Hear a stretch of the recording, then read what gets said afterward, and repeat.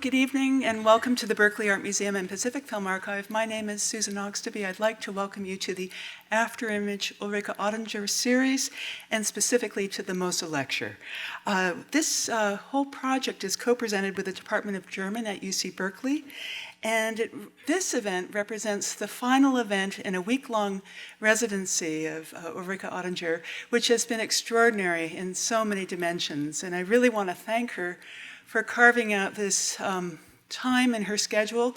She is a terribly busy filmmaker and artist and photographer, and it's been very exciting to have you here, to have you interacting with our audiences and to learn from you, and most of all to see your films, which are so beautiful.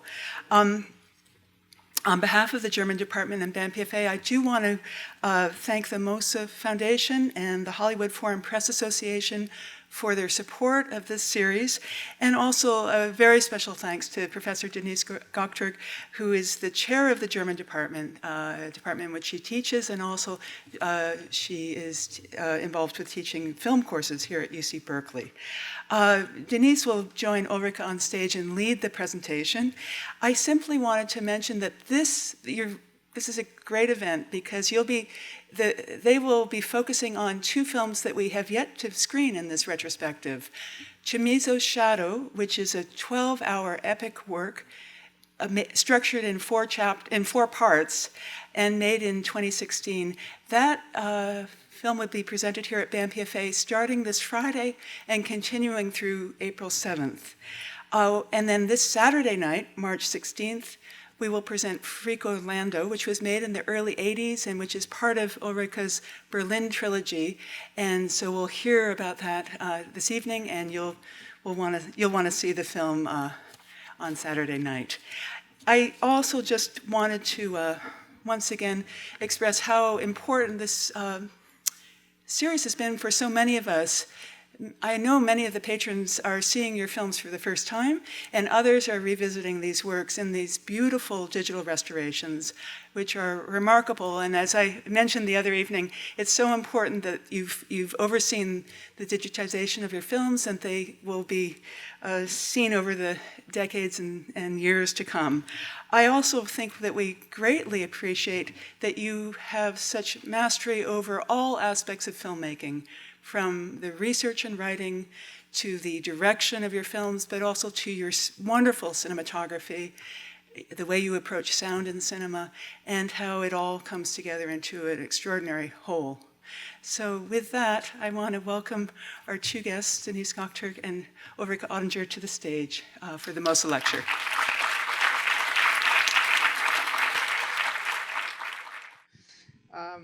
So thank you very much, Susan, and welcome everyone to the Mosse Lecture.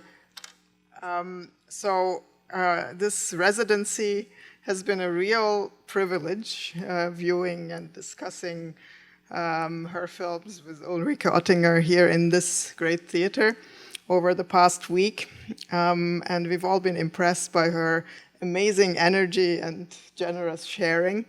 We were able to route her to the West Coast from New York, where she had screenings at MoMA and an exhibition of her photographic work at Bridget Donahue Gallery, which was recently praised in a stylishly illustrated article published in The New Yorker.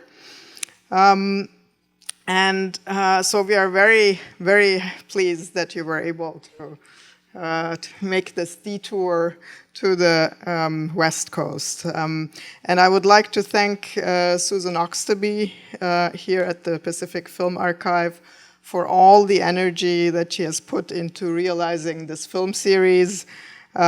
She enthusiastically embraced the idea of bringing Ulrike Ottinger to Berkeley and has done a wonderful job organizing the entire series of events. Of course, also big thanks to the entire crew here at the PFA, all the people who were involved behind the screens in the booth and in various other ways to make this happen so smoothly. I would also like to thank Roger Strauch from the Mosse Foundation for the generous support that continues to enable these Mosse Lectures. He's actually currently on his way to the airport and could therefore not join us tonight, but he did call to send best regards, and he said, I'm proud of what you're doing with the funding, so we can raise a glass to him. And so this is the third Mosse Lecture hosted by the Department of German here at Berkeley with support from the Mosse Foundation. And these lectures reflect the Foundation's mission to promote cultural exchange and public engagement. They also enable us to bring some Berlin to Berkeley.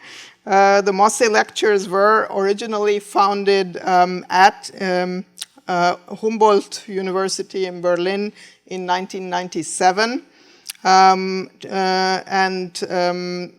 Their goal was to commemorate the history of the Mosse family, their patronage of the arts, and their contributions to intellectual life through the Jewish-German publishing house run by Rudolf Mosse and the newspaper Berliner Tageblatt. So it's a prominent public humanities event at the Humboldt University in Berlin, and we are able to bring some of it to Berkeley. And this year, we were actually able to reconfigure and expand the program into an artist residency, which Ulrike Ottinger's talk tonight will conclude. So this format seems particularly fruitful, and we hope to continue it. And we are also grateful to the Hollywood Foreign Press Association for their contribution in making this series happen. So over the past days, the audience has greatly appreciated rediscovering Ottinger, who is no stranger to Berkeley. She has actually reconnected with many old friends here in Berkeley. But rediscovering her work, both as a pioneer of exuberant women's cinema in her Berlin trilogy. We did see Ticket of No Return and Dorian Gray. The third, or rather the middle film of that trilogy, Freak Orlando, will be showing this coming Saturday. We have also seen her work as a or we have also appreciated seeing her mesmerizing travel documentaries, which creatively combine ethnography and landscape photography with archival materials, creating this layered sense of time and place that was so impressive in the film Exile Shanghai. So since the 1970s, Ulrike has made 28, it's right, 28 films? Yeah, you think so. Okay, 28 films as director, writer, and cinematographer. And she has recently overseen, or is still overseeing, the digital restoration of her older films. And we have been enjoying the fruits of that labor here over the past days, seeing wonderfully crisp, I don't want to say prints, no, images on the big screen. Currently, she is completing a film on Paris in the 1960s, a place in time that was very formative for her artistic journey. So rather than talking about the films that were shown over the past days, Ulrike decided that she would like to speak about the films yet to come in this series. So after her departure tomorrow, the series continues. As well as also about major exhibition projects that she has done in recent years. For example, floating food. You will remember that great scene of floating food in Dorian Gray. That is an early inspiration, maybe, or staging of that theme. But Floating Food was a major exhibition at the House of World Cultures in Berlin in 2011, which did reframe major themes in her cinematic work, such as seafaring, spice trade, cities and markets, all in a very sensual multi-screen installation. So tonight she will present an illustrated talk discussing her approach to both the visual design of her films as well as her research methods for nonfiction projects such as Chamisso's Shadow, a film that is still going to be showing here, a 12-hour film, very beautiful, documenting her journey to the remote reaches of the Bering Sea, tracing the path of past explorers such as Adalbert von Chamisso. Chamisso's Shadow will be showing, I already said that, it will be showing here. So we will thus gain some insight into her creative process. She also has some great slides from her workbooks. A creative process that we might find is actually grounded in extensive research. As we will see, she draws on a rich archive in her documentary films, which enables her to look at the present through the lens of the past, combining old and new, thus capturing changes as well as continuities. Hence, we titled tonight's lecture, Thinking in Pictures, to highlight the conversation between creative imagination and knowledge production, between arts and academia. Following her presentation, Ulrike will have, will be in conversation. She is a true world citizen and superb filmmaker who blends documentary and performance in her own unique style. We are very happy that you've come to visit us in Berkeley. Ulrike, please give her a warm welcome.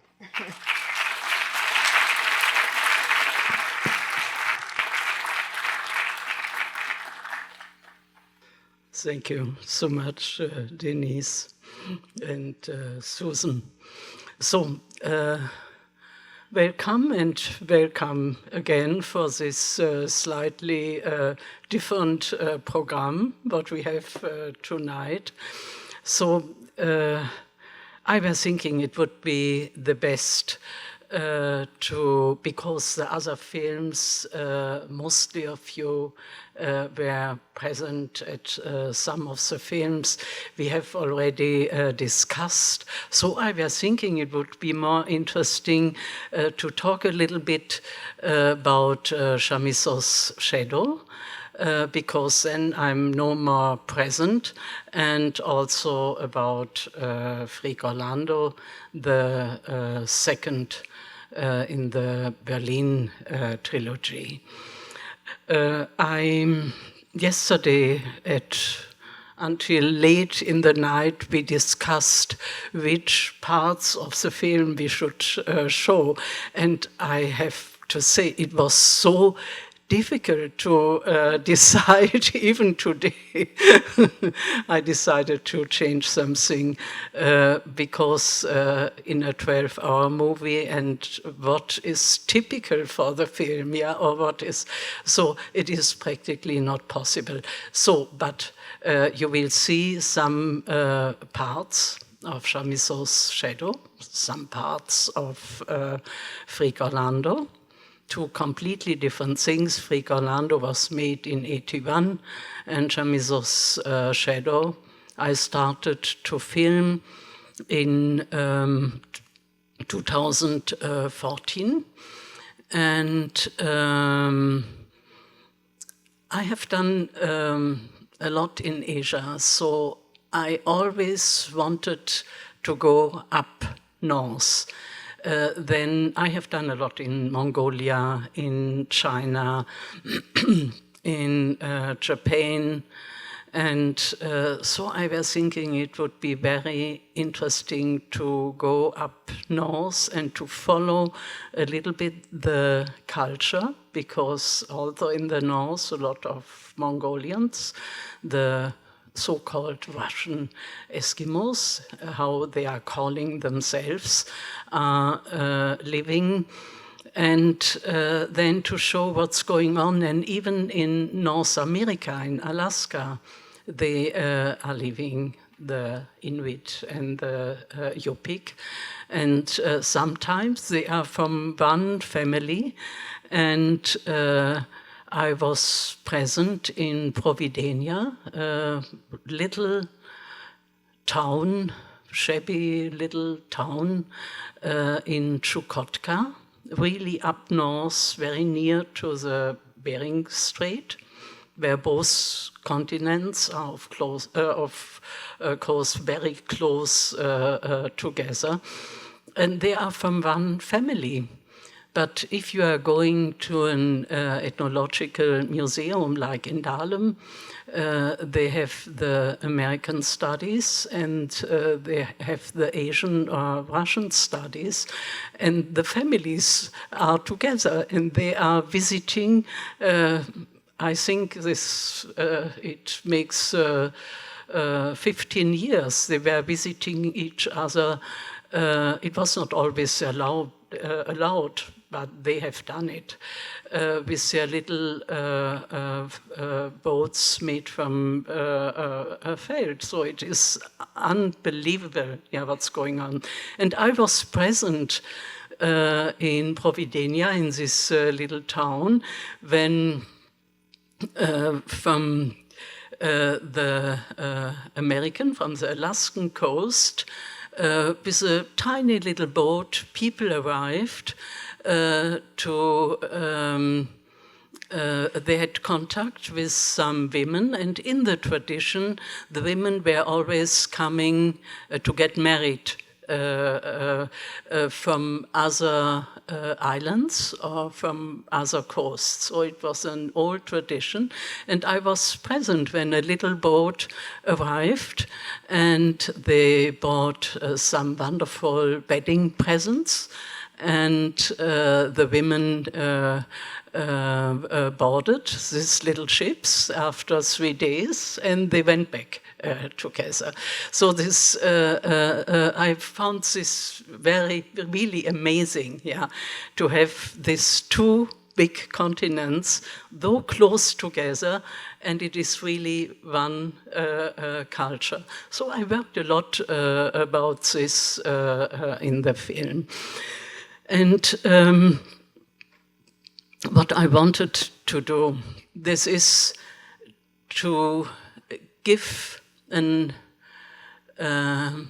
image, an idea of this area, who has quite an interesting and not very well known history.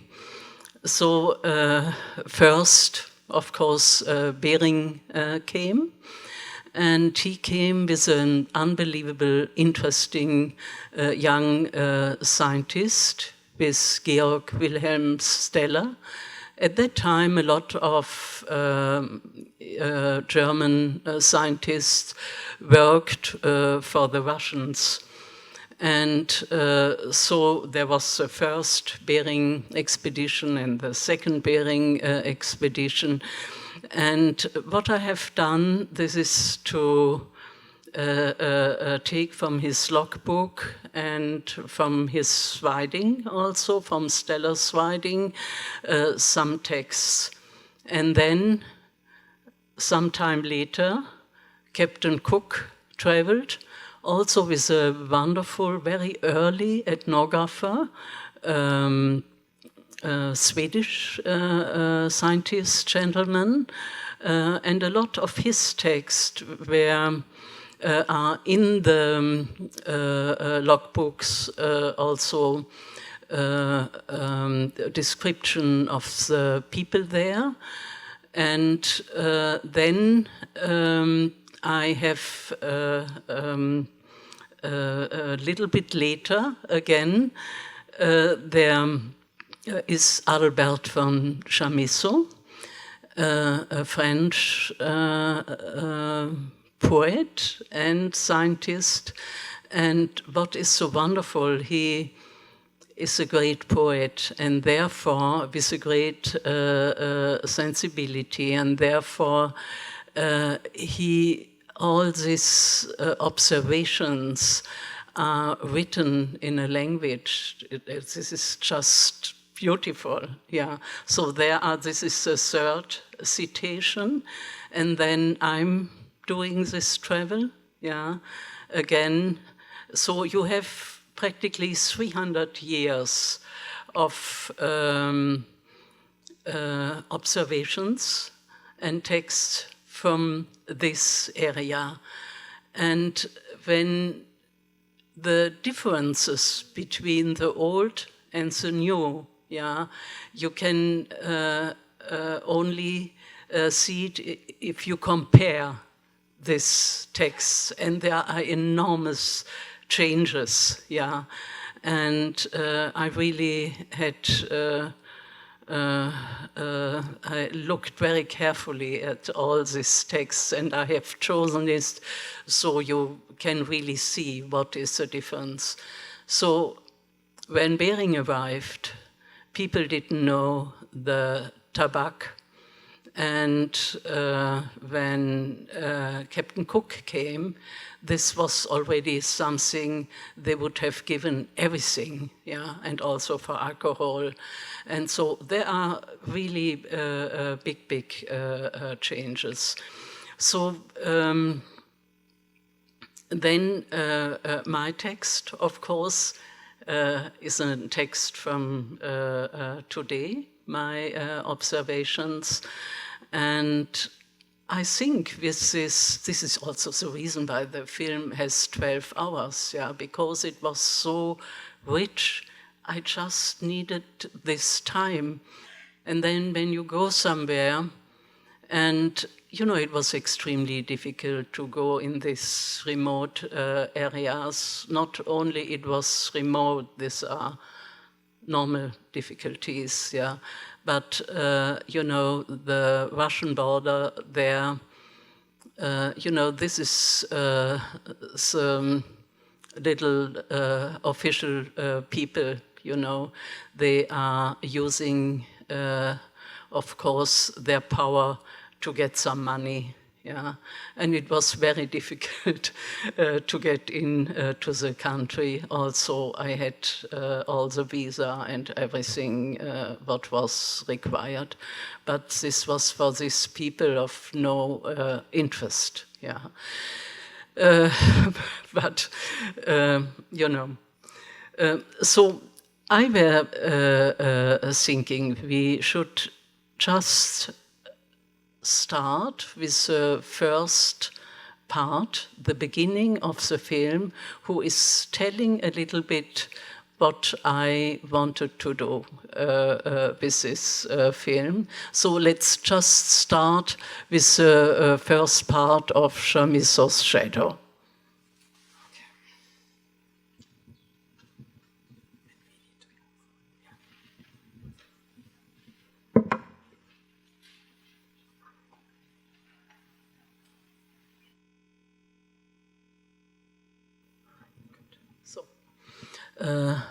Of course, this kind of travels and this kind of film needs a lot of research before, and a lot of work. So what I'm always doing before I'm making a film, this is to collecting a lot of materials, visual materials and text materials. And this, in the beginning, is a big, chaotic amount of materials.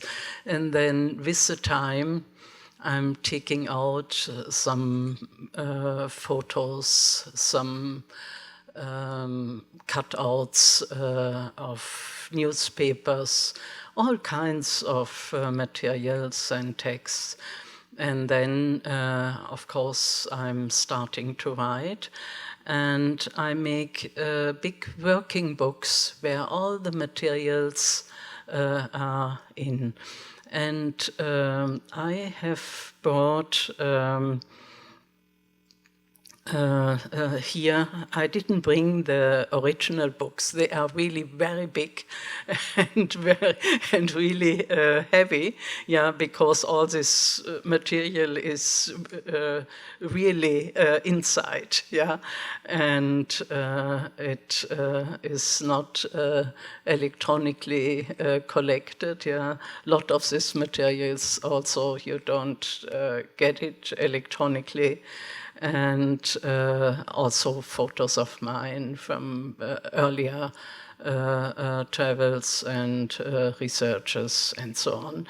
So I like to show some of the books. In this case, in Chamisso's Schatten, Chamisso's Shadow, I made 3 books. One for Alaska, one for Chukotka on the other side, and one for Kamchatka.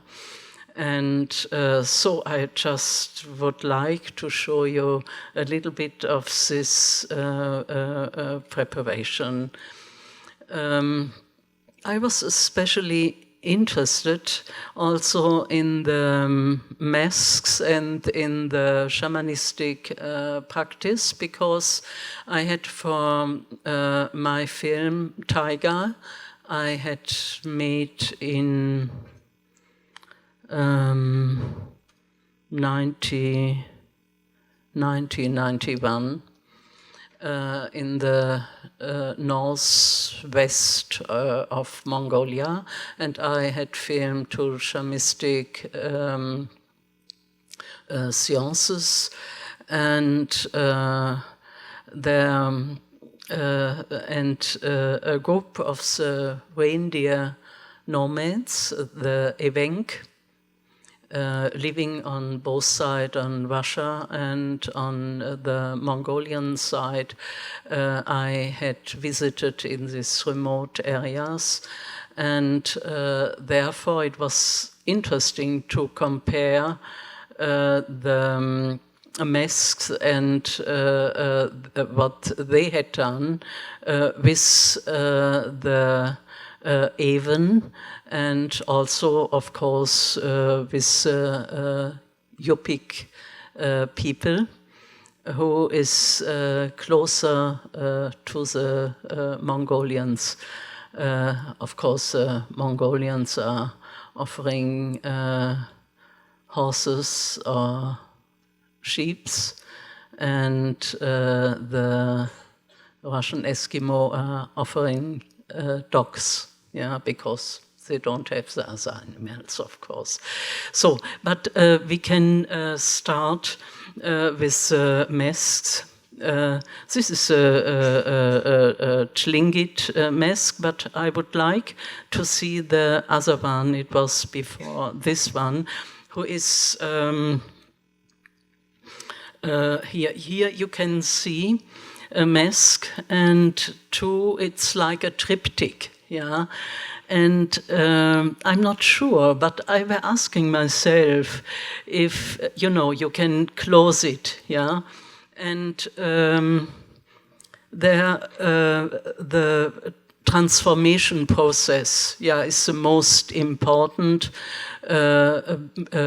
between the human being and the animals. but also with objects, yeah, then you can close it. And I found that this kind of triptych was very close to also to the there were coming little Christian inspiration, yeah, to do it in this way, because normally it is done in another way, you know, to make the changement, the transformation. So we show not the Klingit mask, another mask later, it comes later. This one here, yeah. Here you can see this is half a raven, yeah, and on top is was ist Seehund? A seal or a fog? Fog? Yeah. A seal, yeah, and then the human being. It is a shamanistic mask, and then here on this mask, you can see the same. On the top, it is, I think it's a fog, and the human being, the shaman. So this is always shown in this way. And I have seen on the Aleutic Islands one object I was really fascinated. It was not bigger than 20 centimeters, and on the top you had a face of a human, and then you had a raven, yeah. And if you turned it, there was on the top the raven, and then the human being. And if you put it in the profile, you had again a human being and a raven, and if you turned it in the profile, again the same. You know, and this is, I never have seen. I think it is such a fantastic art, yeah. I think you need several thousand years to come, you know, to condense it, yeah. In this way, your ideas about your Vorstellungswelt, your yeah, you know, your cosmos and your ideas about this.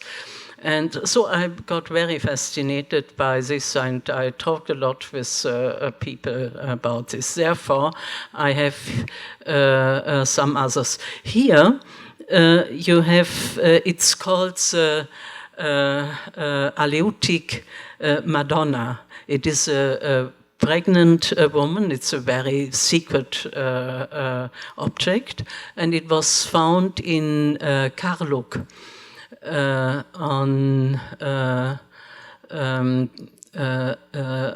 In a village, so it is probably around 600, 700 years old.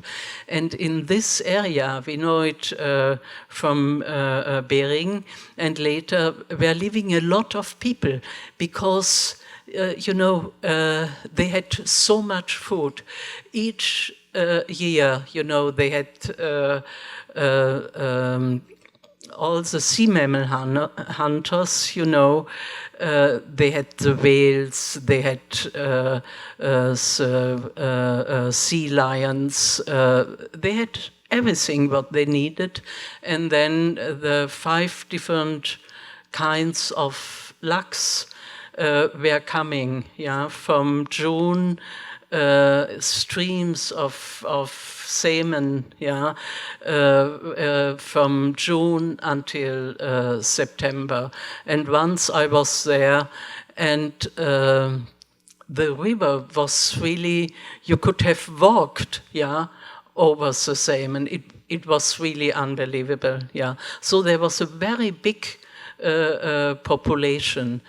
And then when the Russian fur traders came in the 17th century, they made slaves of the sea mammal hunters, and they were really becoming slaves. And then they tried to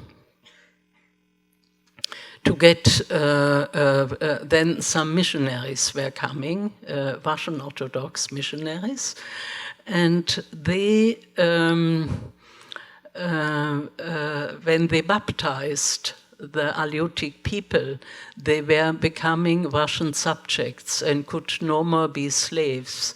So the missionaries from were house arrest. What is house arrest? The missionaries from the traders, the fur traders, kept the missionaries in a kind of prison. Yeah, so they were no more able, yeah, to baptize the people, you know, and so you have today this absurd situation that the indigenous people in Alaska, on the Aleut Islands, is Russian Orthodox, has services in Russian Orthodox. These are not the Russian Orthodox, the Russians who are the priests. These are the Aleuts. And, you know, it's because at that time it was a certain, they had a certain protection, yeah, and so they were very grateful to the Russian missionaries. But then when you go on the other side, yeah, and the Asiatic side, the socialism had forbidden the religion, so you will no more find any churches, only in one place where a lot of mining is, and the new Russians are there, and they have a kind, you know, this is this. They have an alliance with Putin, yeah, the new Russian, the new Russian, yeah, you know, so. It is a very curious and interesting matter. So all this, I worked before on this, and they had from Russia brought a whole church, yeah, to the Aleut Islands, yeah. And the bishop got lost on the travel, but the church arrived, and so the Aleuts took over. So these are all very fascinating stories, and you find out when you are there. And from the Aleut Islands, there's only 6 times a week, 6 times in the year, and only in the summer is a ferry going from one island to the next. And this is, I took this ferry and I were filming there. But the shortest part was done in Alaska, and then I went to this very remote parts in Russia, in Chukotka, really up north, yeah, around the Bering Strait. So, yeah, that's wonderful to have this insight into the process and this collection of material. And I think we have 2 more clips lined up from Chamisso's Shadow now, right? You want to frame those? Or? Yeah, yeah? I think we should do this, yeah. Okay. Another part of film. Okay, yeah. Let's just go straight to the clips. Yeah.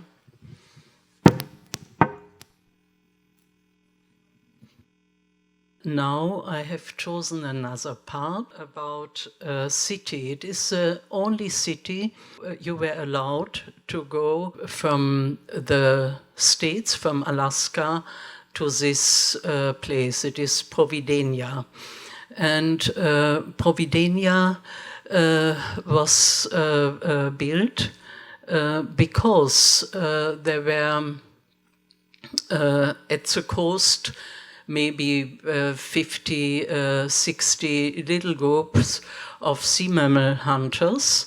And in socialistic time, around the 40s, they had to leave their hunting grounds where they could see the whales. Yeah, it was on the reefs or always between the sea and the lagoon, yeah, where they could very well survive, was very good for their needs.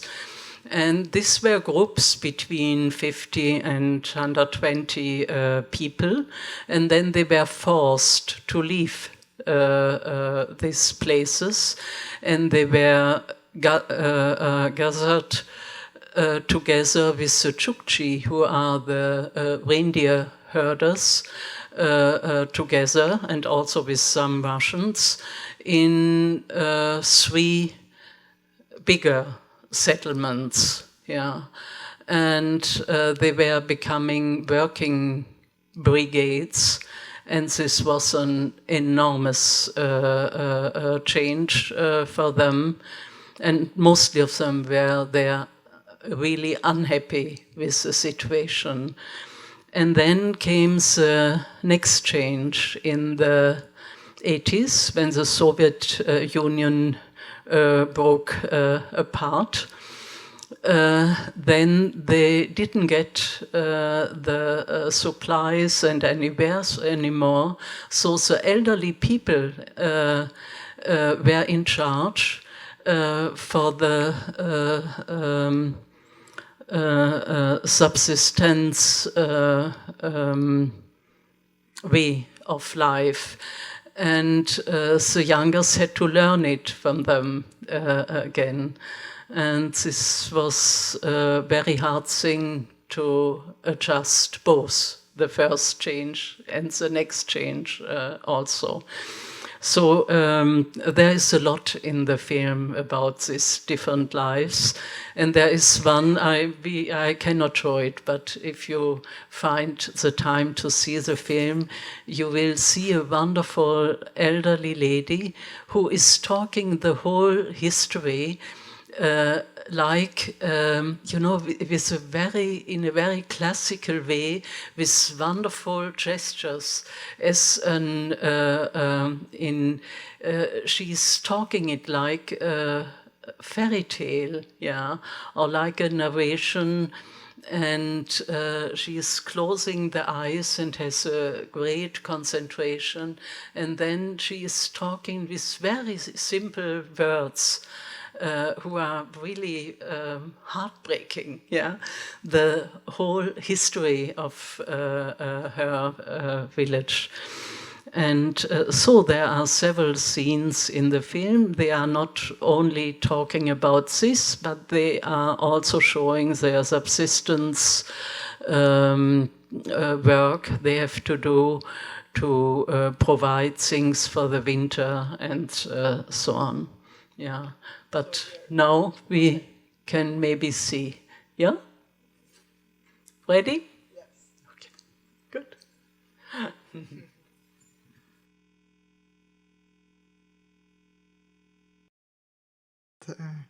So, let's see.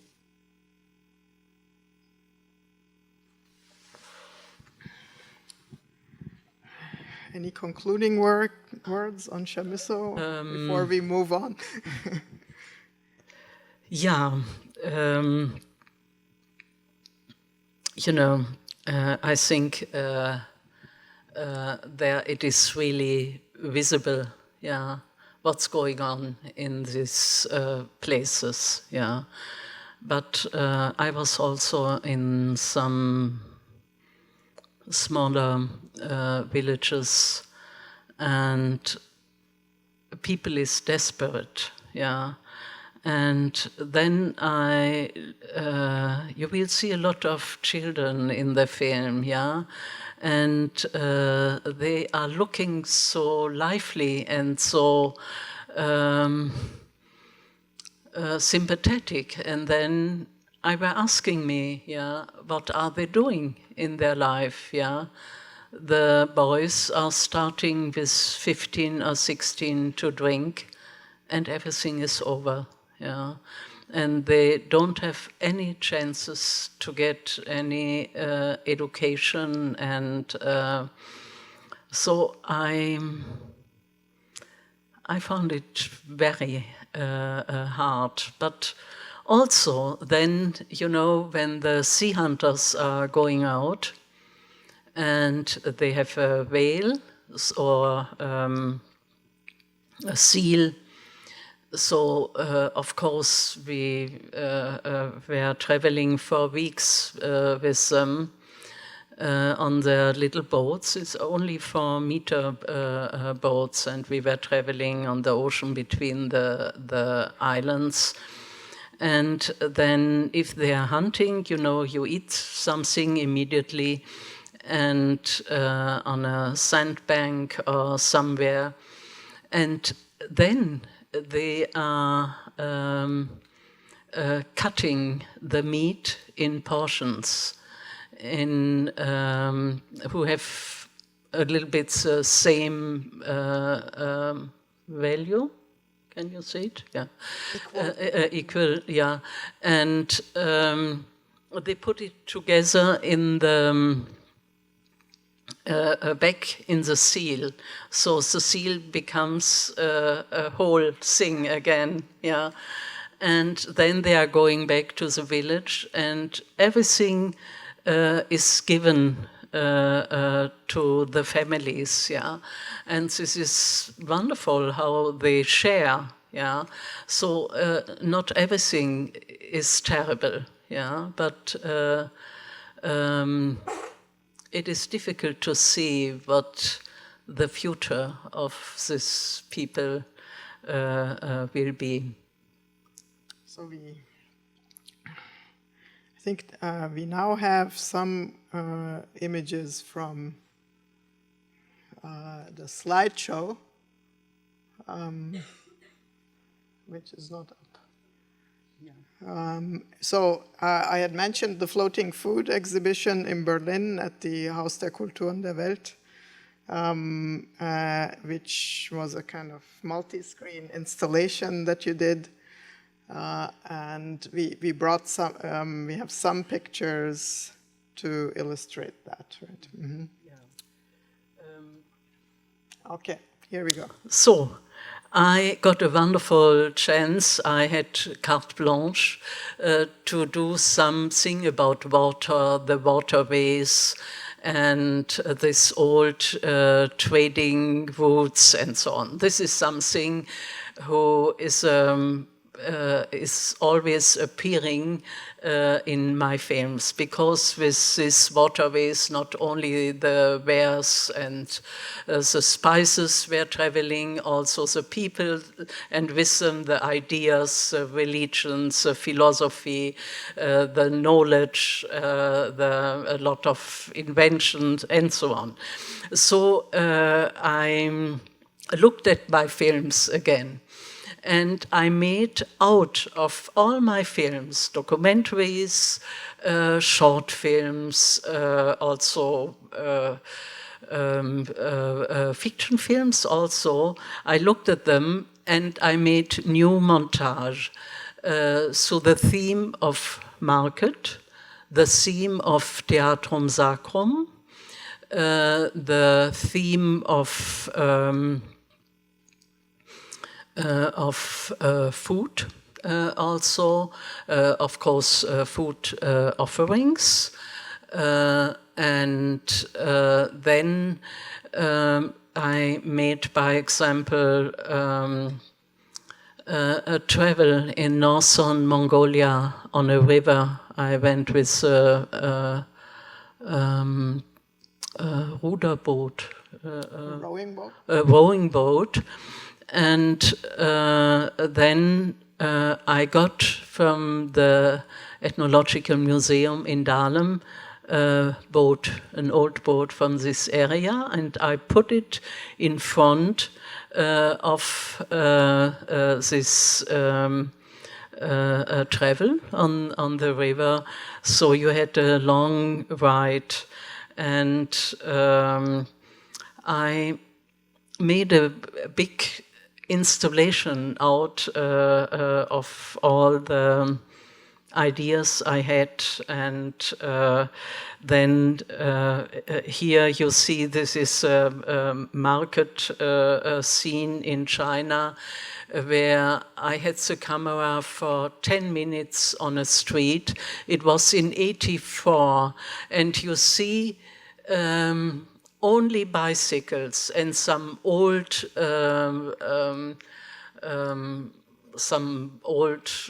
practically broken down cars traveling to Chengdu. At that time, there was only one small street going there, and they brought on their bicycles, you know, whole bamboo forests, yeah, and big porks, and you know, the whole family were sitting on big mounds of vegetables. And then you don't need a statistic, yeah, you see what's going on. And I brought all these different things together, and then I made an altar of, I called it the guest book of all religions, yeah, and I put a lot of objects I had collected on it. You can see it here. And then on the left and on the right side, there was a dia show who showed how these objects are used or are appearing in these different countries and temples and churches and so on. And in the and we had to change always offerings, yeah, because these were real offerings we put, and I made all the Turkish and Arabic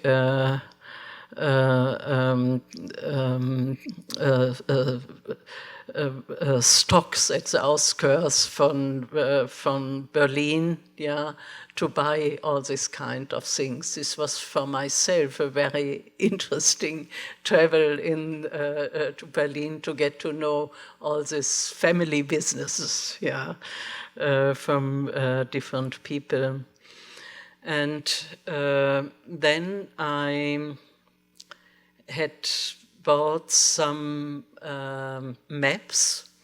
In older time, we had this kind of maps in school, yeah, and I prepared them. I put a lot of postcards. I'm collecting postcards, and my friends know it, so they are always sending me postcards.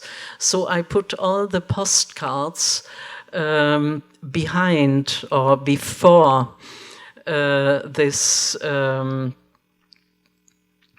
maps, and I opened it, and I have written inside all the different important, not all, but some of important travels who were made.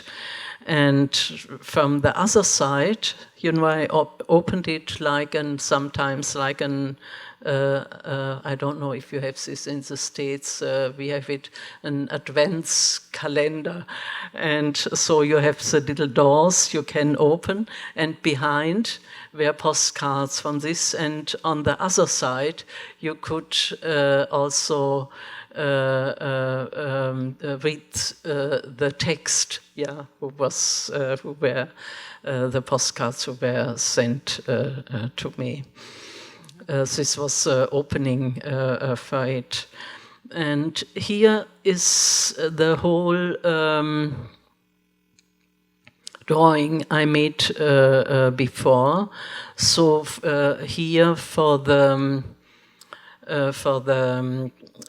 waterways, yeah, it was on the ceiling, and you were lying on a kind of, how should I say, it is like you would be in the ocean and looking towards the sky, yeah, on the waves. And so you could, and all the waterways were passing by. And then you see the birds.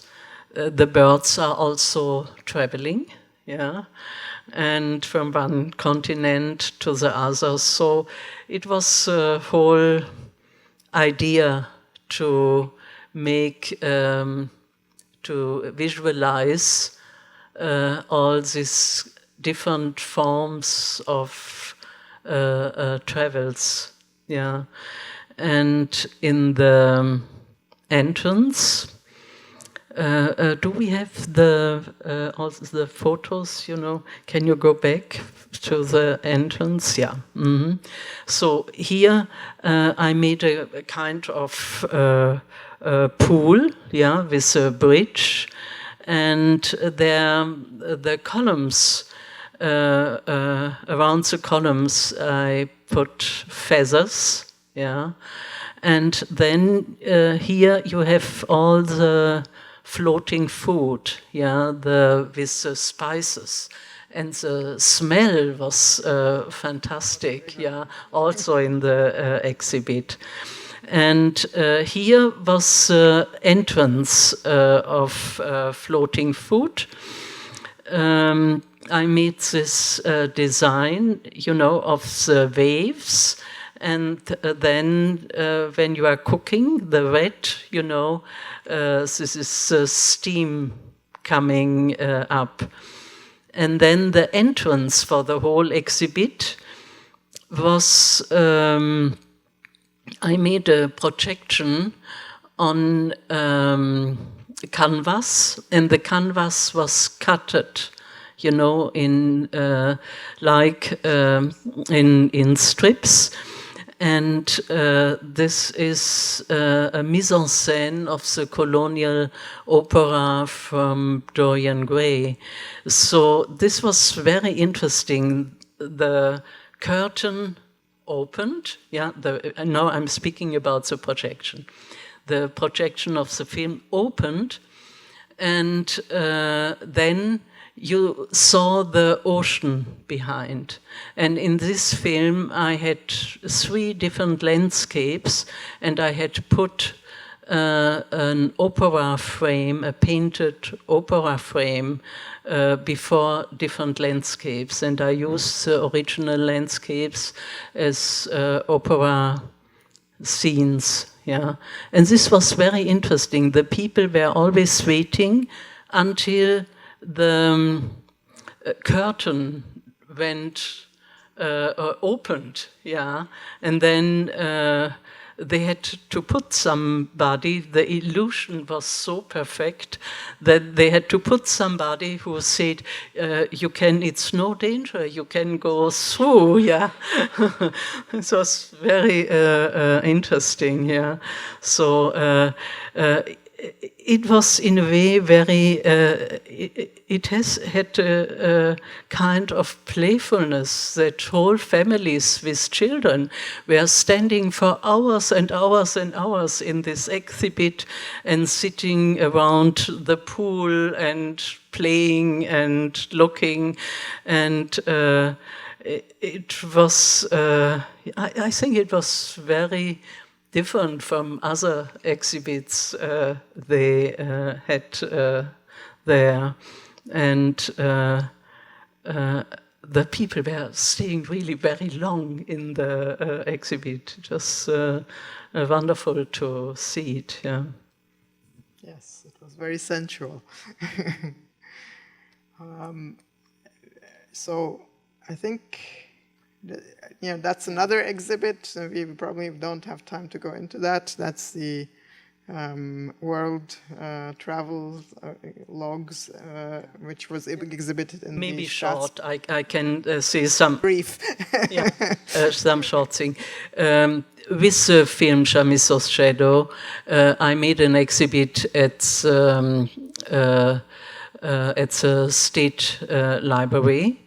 And for the State Library, you can see this round. And I made 4 extra films, and one in this 4 niche, and one was during the exhibit, the 8-hour passing landscapes, and the other was for 2 hours animals, the reindeer herds, the whales, the walrus, and so on. And the other one was a 1 hour only with objects, close-ups of plants, of stones, of masks, of all kinds of objects. And the 4th one, where the human being in the landscapes with the animals or with these objects. And we made also 2 volumes, 2 books together, and I had the great pleasure to exhibit the Humboldt diaries, who were just coming to the State Library, and Chamisso's diaries, and a lot of wonderful objects found. Great. So I think the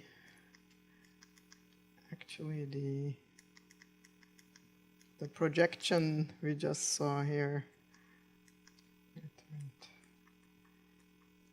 Yeah, this one that you were talking about is probably also a good lead over to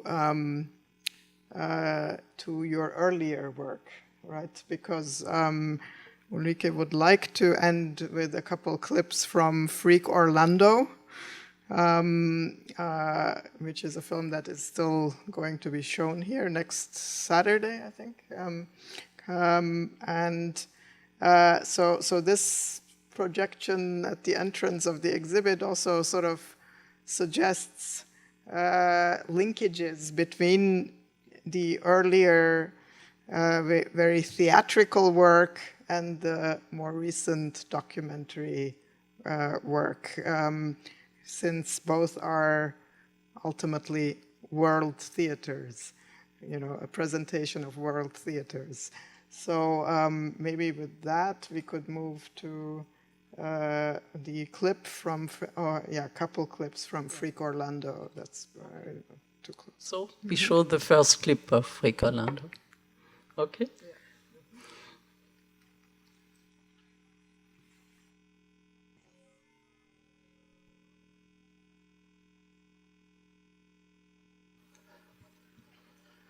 So this was a short scene from the Goya episode. The film is in 5 episodes, and there's a little part from the Goya episode. I was unbelievably fascinated since a very long time, since my childhood, from the Desastres de la Guerra, and of course also from the Capriccios, but especially from the Desastres de la Guerra. And with these hospital beds, I tried to do something to condense 3 things together. This is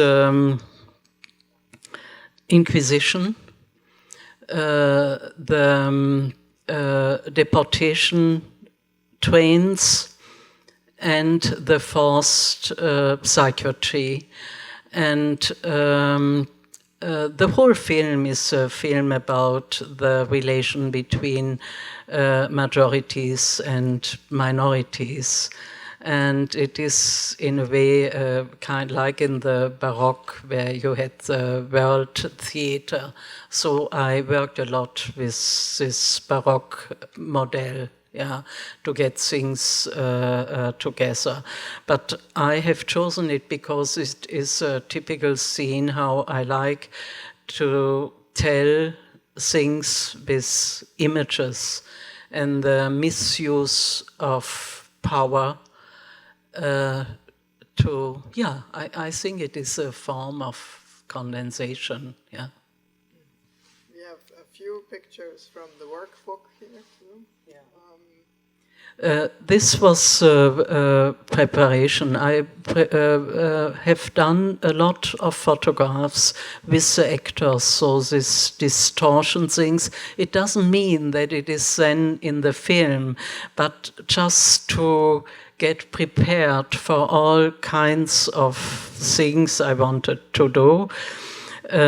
So I made a lot, these are only two examples, yeah, I made a lot of very different photos and tried things, how to get there and how to show it. And then the other one is a typical collection. There you have Goya, you have an old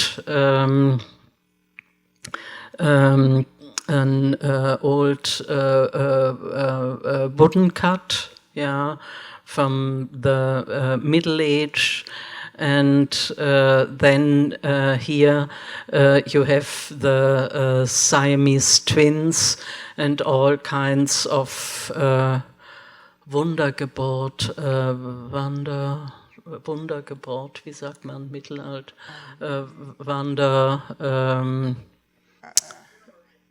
miracle birth. Yeah, you know, all these Middle Age things. And here again you have Goya from the Inquisition, and I think you can see the correspondence with the figure we just saw on screen. Yeah, so I always these are my collections, and I always are showing my inspiration sources, yeah. And I think it's interesting because the film is not only talking about today, it's also talking about the past and trying to showing this different, the same structure with a different instrumentarium according to the time. Mm-hmm. And we can to emphasize the playfulness. This is a funny photo when I was 22 in Paris. And I was becoming, after this time in Germany, at that time in Germany, you know, Germany was not famous for the films, you know, after this long Nazi period. This film was not very elaborated at that time. And when I went to Paris, I was living there for 8 years. I got completely fascinated with film. I was there working as an artist, as a painter and photographer, and so I had this poster of the Marx Brothers with me. Okay, so we have one last clip from Freak Orlando, and we will close with that. Yeah. Mm-hmm. Okay. Perfect. I mean, then there will be opportunity for conversation.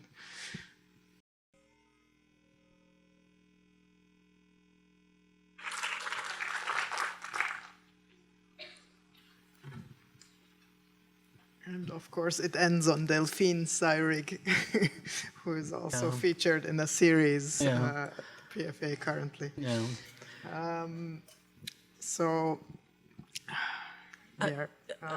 I would like to say something. So you have, this was the fourth episode of Rick Orlando, who is playing in a sideshow at the circus. And here you have the banquet of the circus artists, and in the Goya episode you have the banquet of the persecuted scientists and artists. And this was, you know, they are interesting to see all the episodes together because they are really referring to each other. So we're already pretty late, I think. I mean, I have, questions, or I would like to hear you talk more about the nexus between documentary and theatrical work. But I also feel we should probably give the audience a chance. So at this point, let's collect some questions from the audience. If you want to ask a question, please wait until the microphone comes your way. I think we have a first one here already.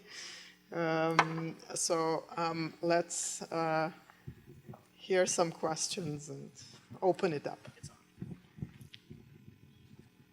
I'm immensely pleased at seeing your work, Ms. Ottinger, and I never heard of it before. And I've been coming to the Pacific Film Archive for many, many years, and for about the last 10 or 15 years to Berlin and beyond. So I have to sort of jump a little farther out and say, has Angela Merkel seen and enjoyed your work? Do German television mainstream audiences get exposed to this wonderful documentary work? I think it should be the case, but what's going on there? You told me in conversation, well, the Goethe Institute likes to, which puts on Berlin and beyond, likes to invite the younger filmmakers, and my response to you was the title of a famous humor book here in this country called "You're Not Old Unless You're a Cheese." But in any case, what about Angela Merkel and the other leaders of society? Have they recognized what a treasure you are? Should we collect a few more, maybe? Here is one. We'll come back to it. Just a brief comment. I'm just fascinated with your Chamisso pictures of the Bering Straits and the specific details of landscapes, the time you take to film this. It reminds me of the opposite. I have a cousin who's a Lufthansa pilot, and I asked him to give me a map of Lufthansa map used by pilots of North America and Europe. And in that map, of course, just lines of how these planes fly. The continents disappear. Just vague outlines. You can see Greenland or Iceland, but the specificity of our globe is disappearing. The more and more we get interconnected by all our modern means of communication. It's almost, what you're doing is almost a rebellion by preserving things that must be reserved if we want to stay human.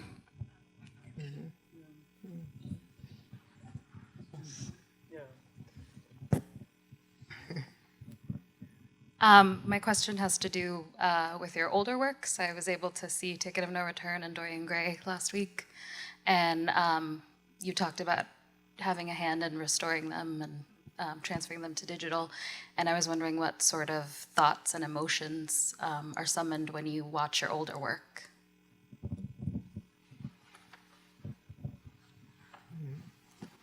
I mean, maybe we can pick up on that question again, and also, of course, it has to be said that a lot of those older films were also only possible as television co-productions. So that, I mean, there would be no new German cinema without television.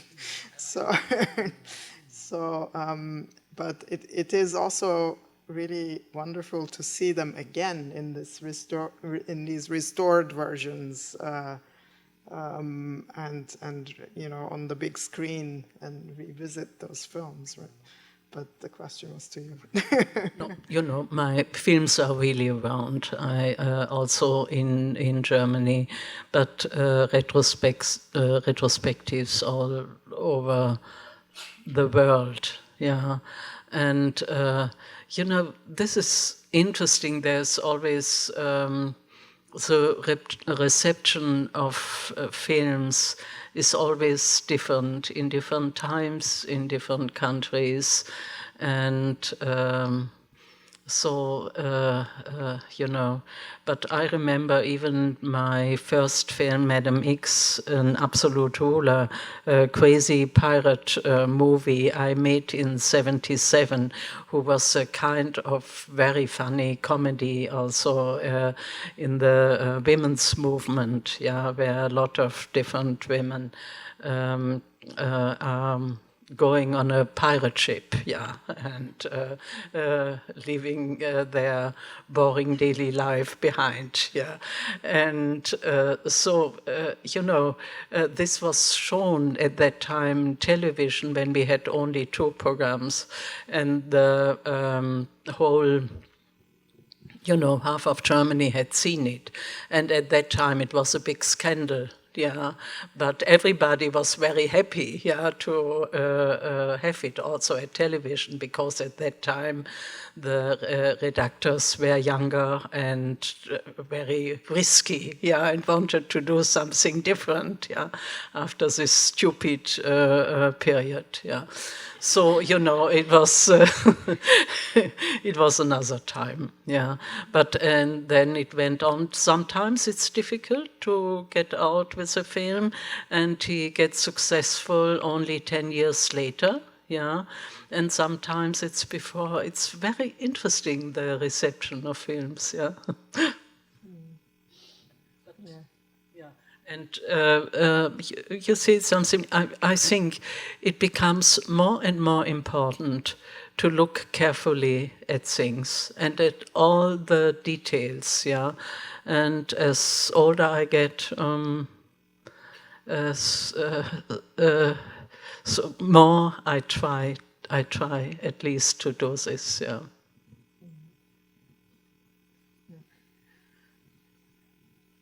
More questions?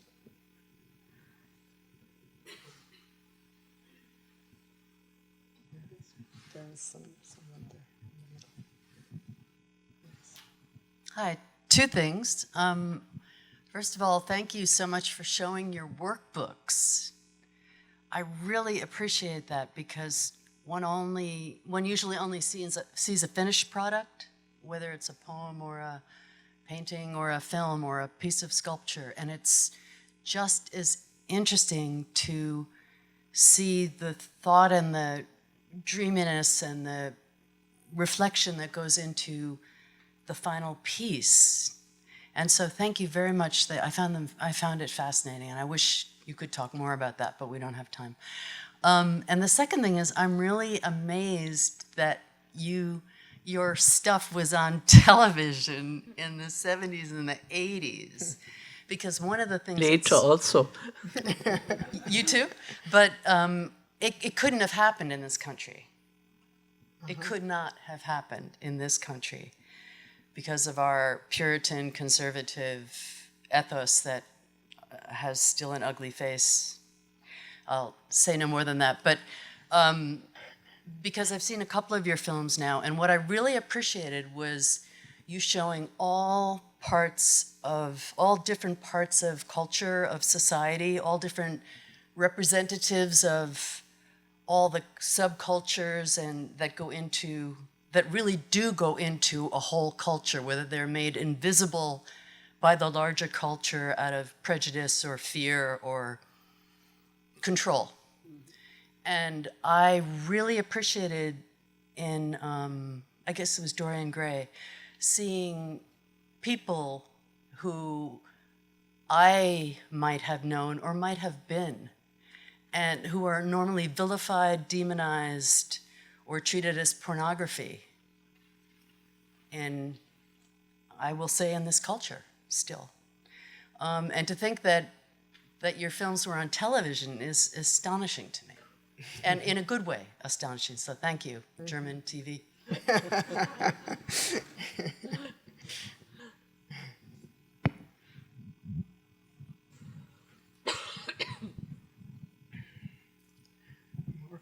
Yes.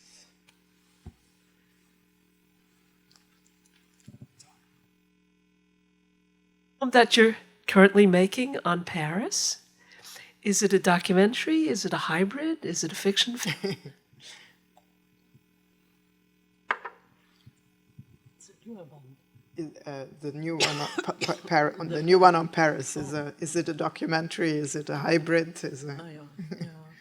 Oh, you know, I was living the whole 60s in Paris, and it was for me a kind of eye-opener, and I was interested in practically everything, yeah.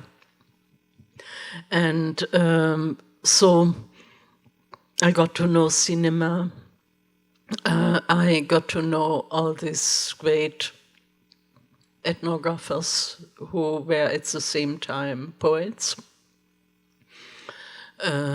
Léris, and of course Claude Lévi-Strauss, not your Levi Blue Jean Strauss, but also great personality. But you know, I got to know all this, and I worked as a painter, and I was very interested in books also, and there were all these fantastic galleries and libraries, and so this was unbelievable, yeah, at that time, living at that time in Paris.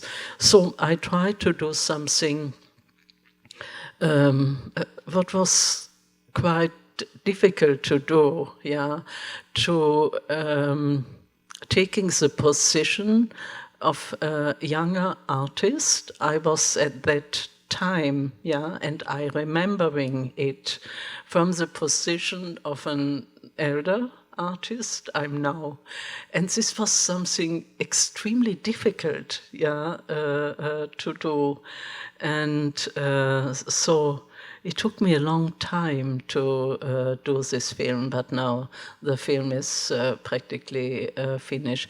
It will be a kind of essay film, I would say, yeah.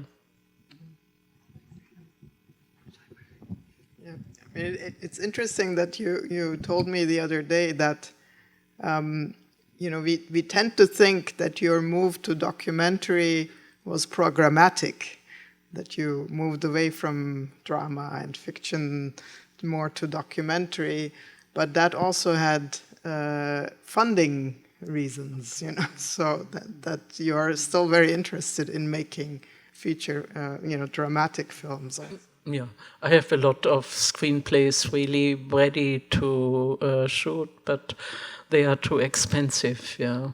And it's very difficult to get the big money together if you are not working within the system. System means in Germany that you get money from the region, yeah. And then you have to work there. But if I like to do a film in New York, you don't get the money from them, yeah. But then you would have to do it in the studios. This is something, partly I wanted to do it, but I like to do mise en scène in existing places, yeah. What I find fascinating, yeah, because the place itself becomes part of the film and reflects a certain time, a certain theme, and so on. And for me, I'm always looking for locations and places who are telling stories themselves. And there, to do mise en scène, this is what I'm interested in. And, you know, in Germany, then, you know, we have all these films, they look all the same, yeah. You have to go from Baden-Württemberg to Hessen, to Brandenburg, yeah, to do films there and there and there. And it is completely ridiculous, yeah. And, you know, it's complicated, and artistically, it is a catastrophe.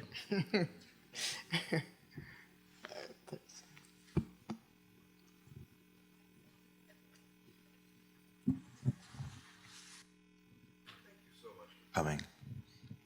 Joan of Arc of Mongolia is my favorite film. It has such beautiful beginning and a beautiful end. I was paying attention and was hoping for The Red Baroness, the vampire movie with Isabelle Huppert and Tilda Swinton. What happened? I found out that Tilda Swinton did a different vampire movie.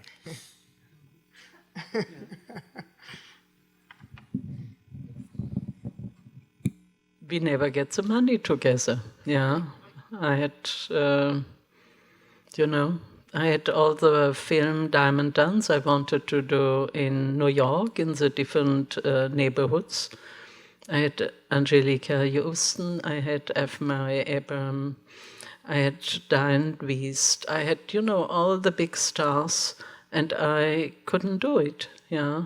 From the States were not coming enough money, and from Germany not at all. So I could not do it, and after 10 years I had to give up, yeah. So, but maybe one day I'm doing it. I would love to do it. Yeah. Well, I think it's probably time to wrap up. Yes, Susan is nodding. So, thank you all very much. Thanks to the students who stayed till the end. Thanks for coming, and thanks to...